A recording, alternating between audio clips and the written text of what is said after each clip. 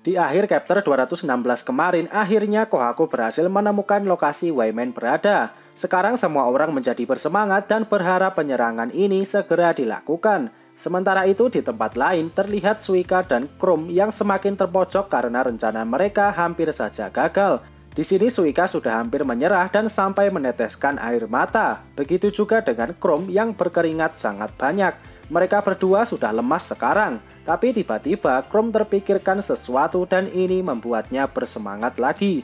Keesokan harinya Chrome menunjukkan gagasannya ini kepada Sai, dan Sai terlihat senang dengan ide Chrome ini.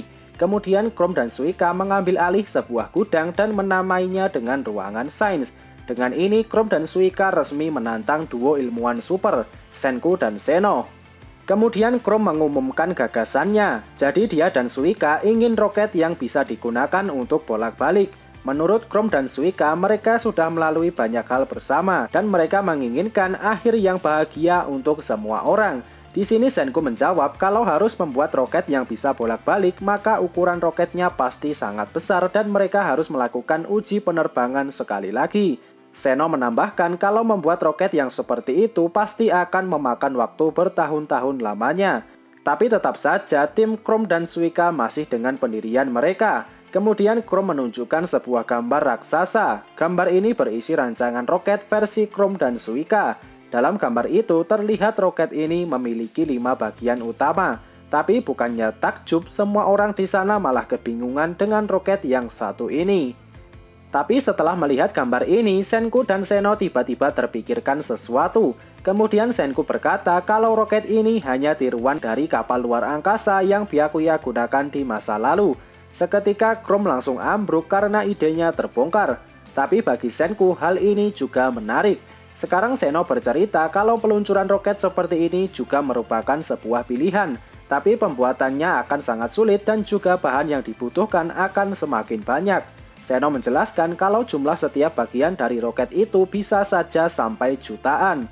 Mendengar cerita ini, Ryusui semakin bersemangat untuk membangkitkan semakin banyak manusia. Dan dengan begitu, pembuatan jutaan komponen ini akan semakin mudah.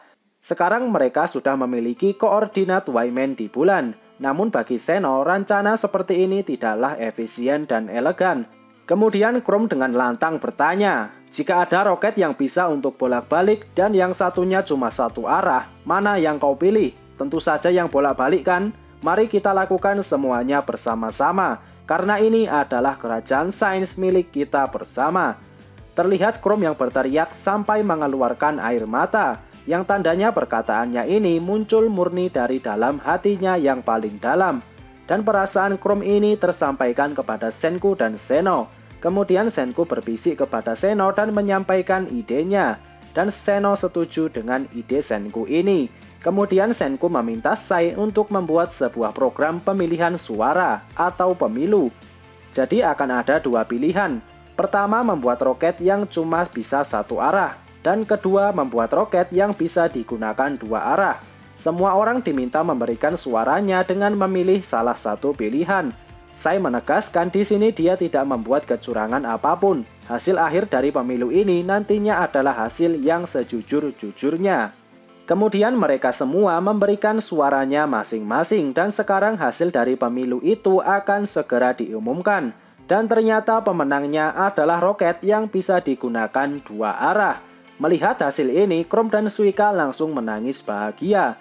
Dan dengan hasil ini, sekarang semua orang harus bersiap untuk bekerja lebih keras lagi. Di sisi lain, sekarang saya mencoba melihat jumlah suara yang masuk. Saya ingin tahu jumlah orang yang setuju satu arah dan juga dua arah. Dan ternyata hasil tak terduga muncul di sini. Ternyata semua orang memilih roket dua arah dan tidak ada satupun yang memilih roket satu arah. Itu artinya Senku dan Zeno juga memberikan suara untuk roket dua arah. Sekarang Ukyo menemui Senku dan berkata kalau dia mendengar apa yang Senku bisikkan kepada Zeno sebelumnya. Dan ternyata di balik pemilu itu ada rencana yang lain, dan itu adalah pembuatan internet. Dengan bangkitnya seluruh manusia di bumi, maka untuk mempermudah komunikasi mereka akan membangun internet yang baru. Sekarang sudah jelas rencana mereka selanjutnya adalah membangkitkan seluruh umat manusia terlebih dahulu, dan setelahnya baru akan menyerang ke bulan.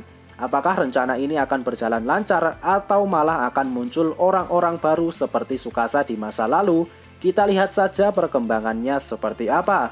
Dan jika dipikir-pikir lebih dalam, Senku dan Seno sebelumnya cuma berbisik-bisik, tapi Ukyo bisa mendengarnya. Kemampuan pendengaran Ukyo berada di level yang sangat berbeda. Apakah dia juga mendengar hal-hal lain yang tidak diketahui semua orang?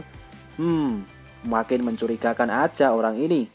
Oke, sekian dulu pembahasan kali ini. Semoga videonya bermanfaat. Subscribe channel ini dan sampai jumpa di video selanjutnya.